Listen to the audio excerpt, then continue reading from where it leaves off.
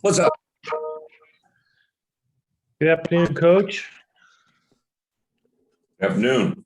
We'll let everybody get ready here. And leading off, the speedy Jim Cotter will be leading off the top of the lineup. And then we'll fall in line after that. So, Jim, go ahead.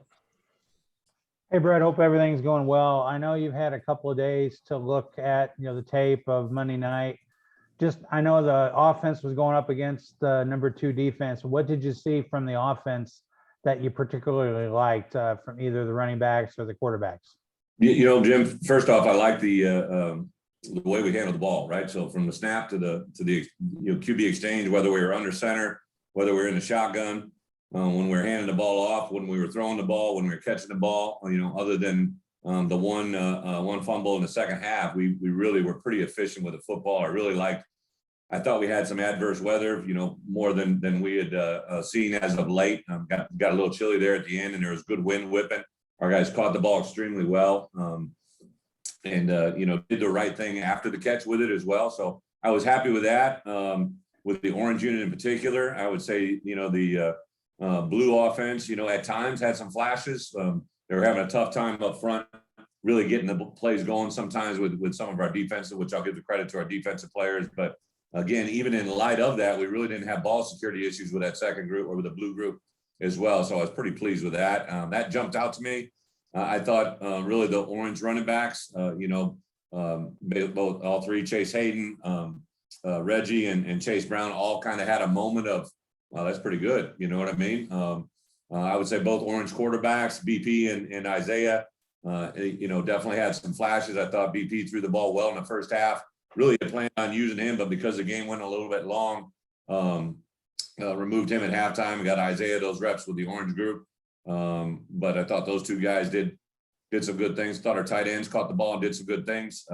Wide receivers, I think Donnie has been a guy that really has just gotten better every day. Kamari caught the ball well. Really Carlos Sandy had a nice, I would say, last 2 weeks of spring ball as well. So a lot of positives and definitely a lot of things we got to get better on. Don't get me wrong. We got beat inside a couple times in the run game, pass game, which have to be negated if you want to be a good offensive football team. I mean, you mentioned about Donnie Navarro. Had you seen that explosion from him? He had a lot of yards after the catch the other night. And has that been something that you've seen him do throughout spring camp? Jim, it has. It's been a guy that's kind of impressed me. Obviously, I watched, the games from this past fall and some sporadic games from the past, but I just kind of saw that now he's playing with a lot of confidence. He's a guy that, is constantly in Coach McDonald's office and he just does everything right. He reminds me a lot of players I was around in the league that everybody's always going to want to be a little bit taller, a little bit faster, a little bit bigger. But he catches the ball extremely well. He knows exactly where he's supposed to be. He converts and he competes. He took a play that it was a 3rd and 4 play, if you remember, that really was just a borderline, a quick route, stick route, about a 4.5-yard gain. He caught enough for the first down. And then defensively, we had 2 guys miss the tackle and he converted it into a 44-yard gain. So you take a 4-yard 3rd down conversion and turn it into a 44. Now the ball's across the 50. You're in the fringe. You dramatically change the game right there off of one guy. Like obviously BP threw it. We had 6 guys protecting, but one guy caught it and turned it into a 44-yard run, and that's a big deal. Thanks, Bret. Appreciate it. Yep. Hey, Bret, good to see you again. I think we've probably talked about this earlier in spring ball, but now that we've actually had that scrimmage that we all got to see, I'll get your thoughts on it now. Those 3 running backs that you just mentioned, trying to balance their workloads, and then possibly if you throw Mike Epstein in if he decides to come back, and I know you mentioned Jakari Norwood on Monday as well. What are your thoughts on trying to balance this running back room when it seems like you have so many guys that can just go out and give you some legit reps? Yeah, it's a great question. I've always, during my head coaching tenure, have enjoyed the ability to have, 3, possibly 4 guys as a running back. I remember my first Rose Bowl, we had John Clay, who was an all Big Ten performer who went to the Pittsburgh Steelers. Backing up him was a guy by the name of Monty Ball, who ended up being a Heisman Trophy candidate. And behind him was a guy by the name of James White, who's still playing in the league, and behind him was a freshman by the name of Melvin Gordon. So like, if you get the right guys to line up that spot, which I'm not too sure we're a good spot. I don't know where they're going to be, down the road, but I think that's our intention. That's how we should be able to recruit here. And you get a situation like that, you're going to try to find ways to get in the ball in the throw game and the run game. And then if you can get some players on the perimeter, and then I tell you what, a lot of people, don't catch on to this, don't realize it. The key to a good run game is a good tight end. People defend the perimeter and wide receivers and jam the box to defend the run game. And then the guys that end up being rewarded because of that are the tight ends.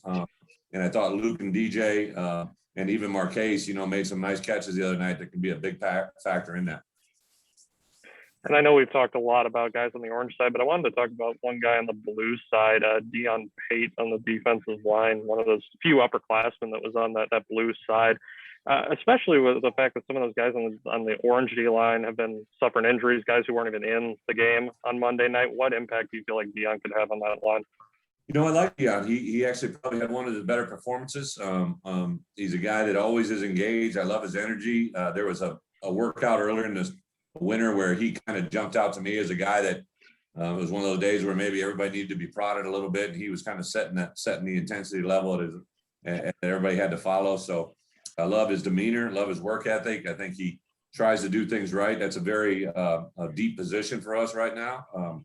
Obviously, a lot of guys that are on the field Monday night, but there's a lot of guys that are physically unable to perform right now because of surgery. So it's going to be an interesting fall camp for guys fighting for the playing time at that position. Thank you, Bret. Thank you.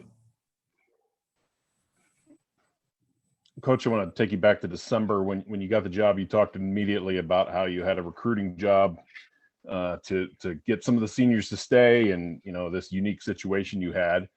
I haven't had the spring game and haven't gone through most of spring ball. What are your thoughts about how that process has played out for you? Been a true blessing. I give Josh a lot of credit. He wanted me to go see that Penn State game when that opportunity came, and we went there. And I'm going to tell you, when I was sitting there watching those guys compete in a season that had been really long, a head coach that they loved and cared for had been let go, and not a lot of probably working and playing for some position coaches. They didn't know if we're going to be there or not.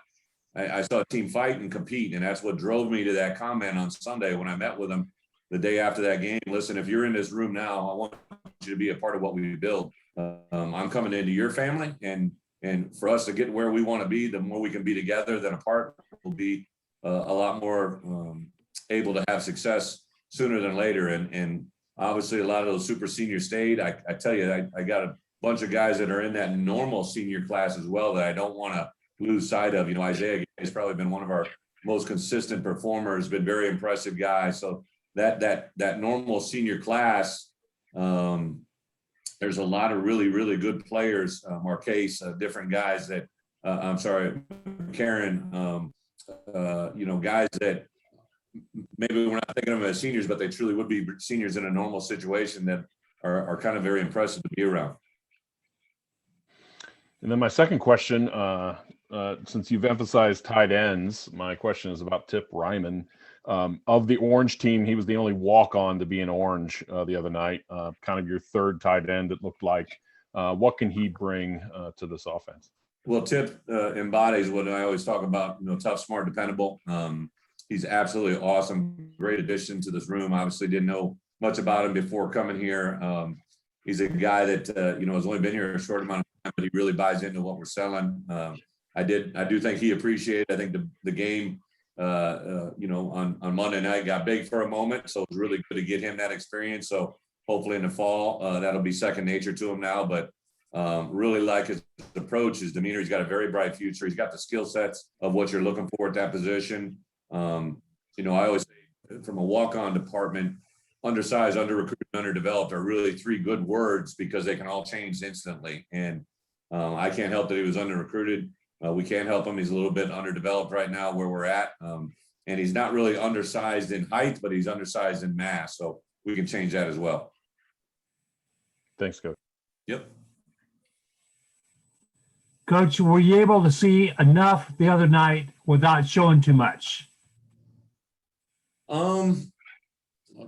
don't know. I mean, I know what I know what we did. I guess the idea and the premise is people think we didn't show, but we really did. We kind of put out there what we are, offense, defense. Thought our guys defensively lined up and, played our base defense the way we want it to be played. I think the orange showed that way. We had some depth issues at safety, just a little bit with guys being out. But other than that, I thought our guys kind of lined up in our base stuff, offensively, defensive, and special teams, and did what we asked them to do. So I'm not saying you're right, Bob. There's more in the cookie jar. Don't get me wrong. But this spring, we've also been pretty limited. We just kind of wanted to get good at playing football, and we'll have fall camp and game prep to get ready for that other stuff. When do you start looking at the opener in terms of like really nuts and bolts to what you're going to try to do? Is that way down the road? Or is that sooner than I think it is? As coaches, it'll be a little bit sooner than players, right? So coaches, we need to make sure we know how to go through a scouting report. We need to know how to evaluate our first 4 games for sure, get a feel for what it is. We'll definitely do preparation on our first 4 opponents as though we're playing them in week 1, all 4 of them. Because then by week 5, which, I will and the coordinators will have already taken an extensive look at everybody in our division, of course, but you have to get together on page 1 as a staff just to make sure that you know how to handle a game week. We can't get into Wednesday of game week and have a conversation about how our scouting report or how the cutups are made. We have to have that several times over before we get to actual game week. Thanks, Coach. Yep. Hey, good afternoon, Bret. I'm wondering, I know you got transfers coming in and more guys coming in and competing, and you got so many practices left, but how much can a depth chart change after the spring and into the opener? After the spring? Yeah. Yeah. They're I'm not saying there isn't going to be, we've asked some guys offensively, defensively, and obviously Caleb's position, special teams, we've asked them to try different positions. That's still ongoing with guys. Anybody that I've asked to try a different position, it's not anything they formally have to do. We encourage it and explain why, and if they do it, they do it. An example is Marquez, right? He played 2 weeks at linebacker, and he's been 2 weeks at tight end, and the results have been good. But ultimately he'll tell us where he wants it to go. I hope he stays where we're at, but depth charts can change. With this transfer world, I'm not naive to the fact that I got 101 guys on this campus right now, and to think that all 101 of those are going to tell me they're coming back for the fall, I'm probably would be foolish to think that. I think we've all got a great kumbaya spirit right now, but bottom line, somebody's going to have a different outlook on what they think is in front of them, and that we'll cross that bridge when it comes. Literally, we get done with our last practice on Saturday. We'll meet as a staff that night. We'll have a personnel meeting on Monday morning. I'll go through exit interviews all week with our coaches, and I'm sure we'll get a few curveballs coming our way during the course of the week. I'm sure the details are private, but like what is the goal of those personnel meetings? Well, really, they're non-football. To be honest, Jeremy, it's where they stand athletically, academically, and socially. So hey, is it a player that we want to add maybe 5 pounds during the summer? Do we want to take 10 pounds off him? Is he a guy that every one of these players, we made a list before spring ball started, and we'll do it at the end. What are their strengths and what are their weaknesses? Share open conversations about that. Do we think that they can make a big jump in communication skills, right? Maybe assign a book or 2, whatever we got to do to get them thinking about something. I've been very specific with guys. To get specific reactions, you got to give specific tasks, right? So if I'm asking for someone to be a different player, we might give them an NFL prototype player that, hey, we think you're a lot like this guy. Why don't you watch this 80 play cut up and tell me what you think, and give them projects to make them think outside the box on what they could possibly do as a football player. And then I just have one quick one. The NFL draft is a week from, I think, 2 days, 8 days away. What do you do? What do you tell your team, being on the NFL side, being a head coach? What do you tell them to look for about the process? Because I know there's a couple of Illinois guys hoping to be drafted. You haven't coached. Yeah. What do you tell them about how to prepare themselves for that moment in future years? obviously the 4 guys that they worked out for pro day here, I had talked to all of them. I just hadn't really had a chance to be around them. I've been around Kendrick a little bit. He obviously entertained the idea of coming back, and Hobbs did as well. I just always tell those guys, your agent's going to tell you one thing, but the reality is probably somewhere in between. And, it doesn't matter your story, just like recruiting, right? Everybody's story is different. Everybody wants to be a 5-star, get recruited and all the bells and whistles. But in reality, a lot of times the story you have in recruiting is your story. Just live it, own it, and make it great. Whatever happens in the NFL draft, there's never anybody that's ever, unless you're the first pick on an overall draft, the guy that got picked second, he thinks he should have been picked first, right? So like nobody's ever really satisfied. Like, when the Seahawks gave me a opportunity, I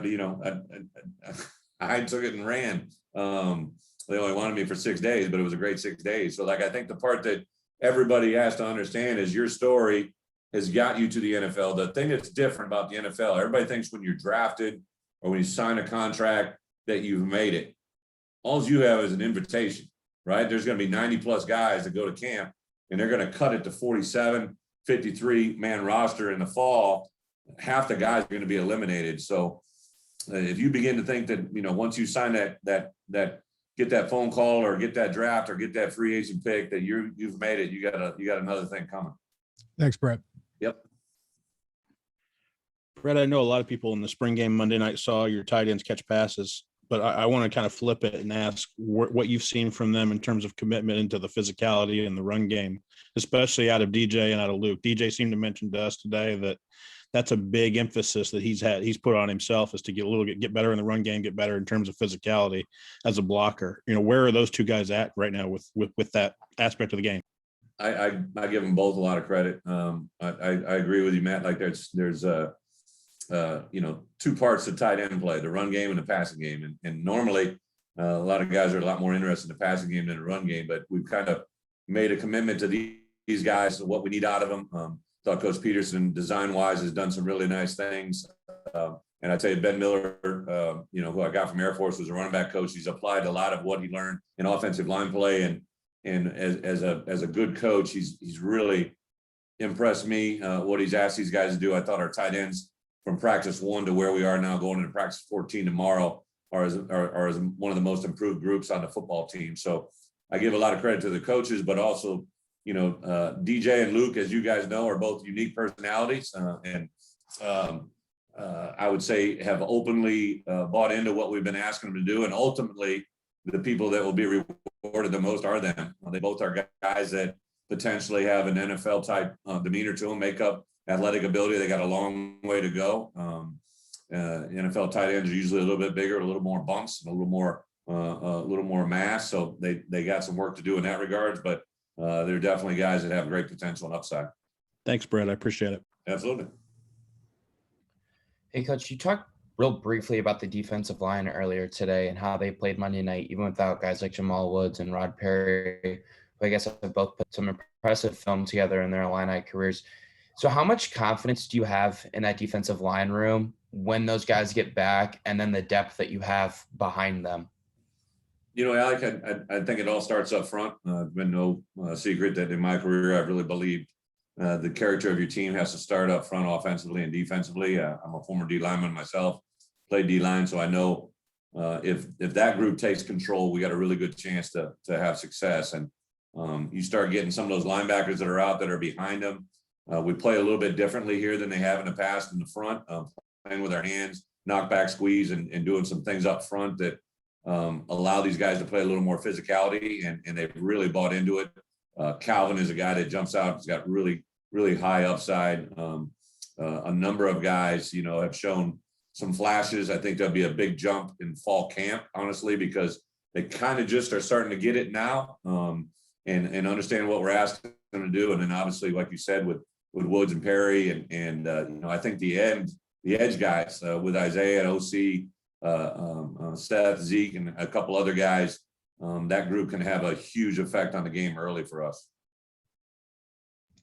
On Monday, I had to go back and watch the game for a story I was working on, but you spent a lot of time on screen and answering questions, and you allowed some of your players to do that as well. You seem to really want to communicate what you're trying to sell and like your platform, and you seem to be using it to sell that. Why is it that you want to get out the word about what you're trying to do so much? You know, like, it's probably not me trying to get it out. It's just probably just me being me.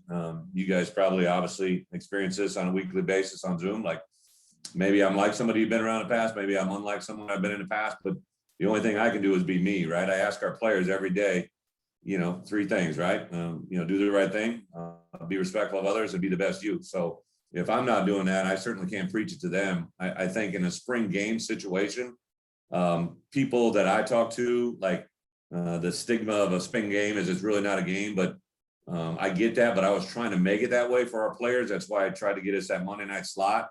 And then when the game is going on, you know, if I got recruits, even though they couldn't be in the stadiums, I wanted them to hear what we were doing, why we're doing it. They get to talk to me all the time on Zoom. If they could see us interact, right? At least to let her have a chance to, you know, have some fun out there. I mean, our guys were, I promise you, DJ Barker couldn't wait to catch that pass on the Big Ten Network and do the floss. So, I mean, like, there's a lot of things, like, it may seem like a little thing, but it's usually recruiting driven. I can promise you next year when we play Nebraska, I'm not going to get a second quarter interview while the game is going on. That is not going to happen. But this afforded us that opportunity. And then really, the players they interviewed, they had a whole list, and I just kind of gave them 2 offensive, 2 defensive guys that I knew weren't going to be involved in the game when we asked them. But that's really the driving force. I'm sure I know you've been in conversations with recruits since Monday night, but have they kind of commented on, you know, you being on the screen and the players being on the screen and talking on the headsets and all that kind of stuff? Have they shared any comments about that experience? Yeah, absolutely. I mean, even, you know, the advantage of a recruit or someone that's sitting in the audience, they see it live. So they'll shoot you a text knowing that you're not going to get it till afterwards. I got to my office, there's a whole slew of different comments. So, I mean, like, and then on, you know, the next day after, and, you know, by the time I got done with you guys in the media and checking in with the wife and doing all the stuff I needed to do, it was late on Monday night, but over the next day, Tuesday, we didn't have our players in the building. It was an academic day for them. So I really was able to reach out to a lot, and there was positive feedback, not just from our recruits, but, you know, I've met a lot of donors now. I've met a lot of former players. I've met a lot of people in the Illini family that made comment but hey, I get it. Kind of like you guys, right? The honeymoon is on, right? We haven't lost a game. Everybody's excited, and if we lost on Monday night, we have a whole bunch of problems. Thank you. Thank you. Yeah, I had a quick follow-up, Bret. You mentioned Rod Perry. I know you've seen him on film and he played a lot. Where do you see him fitting into that defensive line? You know, I think to be quite honest here, I think he can probably play multiple positions. I think he's obviously a nose. I think he can play 3. I don't know if he gets wider than the 3, but I think athletically, what I've seen, he could probably play some heavy 5, you know, tight 4-eye shade scenario. So he actually, to your point, he tried to find me, I guess, I think I had a text from him about 5:45 on Monday night. I don't know what he wanted, but it was something that must have been about the game on the sideline. I didn't want guys wearing sleeves that were on the offense side, so that kind of slid into everybody thought that they couldn't wear sleeves, and then he was good. So I don't know what. So last night I was shooting a text, and I just said, "Hey, I didn't get your text till late. Do you need anything?" He goes, "No, it's all good." And I made a comment to him. I said, "Well, you probably want to try to play some running back or tight end." And that went into a whole nother conversation because he has a tendency to over exaggerate his athletic skill set. But we'll see where it goes. Sounds right. Thanks. Coach, I have a quick follow-up as well. You mentioned the Nebraska game.